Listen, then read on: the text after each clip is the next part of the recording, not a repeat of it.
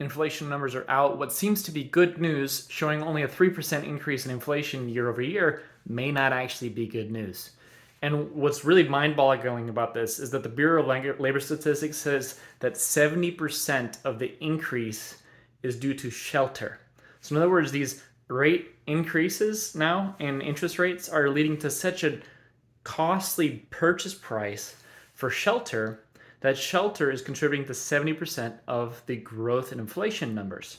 So if increasing interest rate is now actually causing inflation in shelter, why is the Fed even doing it? What's the purpose and why is it going to help us fix inflation? Well, this is because when the Fed increases interest rates, it increases the cost for borrowing for businesses too. Interest rates in general and borrowing costs in general all go up. This then reduces the margin that businesses make, and businesses are big spenders in an economy, especially when they can borrow cheap for growth, right? So by decreasing the spending that they can make in their business, it will then decrease the demand for the other items that they're spending money on and decrease inflation in the long run.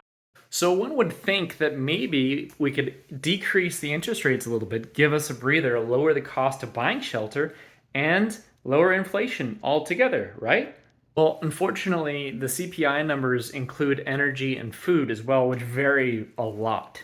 Now, food was actually up, but energy was down so much. It was down by 16%, over 16%, that it drugged the whole CPI number down, curbing it down to really a false good number.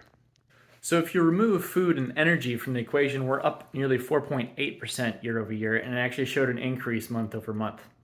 This means the things that you buy on a regular basis, maybe food items, etc., like your apparel, your cars that you might buy occasionally, those are all up year over year. And the big one, the big burner is services. Services are up over 6% year over year, leading to inflation in costs for services.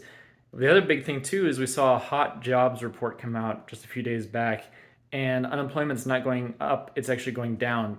Once we see services starting to change and just core product purchase started to change, then we could start to take a look maybe at those other things like shelter and decreasing the cost of shelter. But the economy could get a little shaky too.